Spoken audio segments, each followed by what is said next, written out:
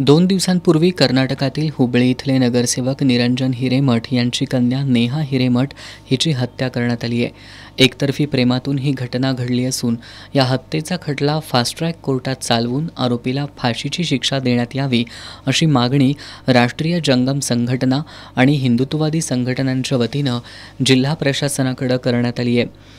दरम्यान याबाबत जिल्हाधिकाऱ्यांना निवेदन देण्यात येणार होतं, मात्र आचारसंहिता असल्यानं निवेदन देण्यासाठी आलेल्या शिष्टमंडळाला जिल्हाधिकारी कार्यालयात प्रवेश नाकारण्यात आला।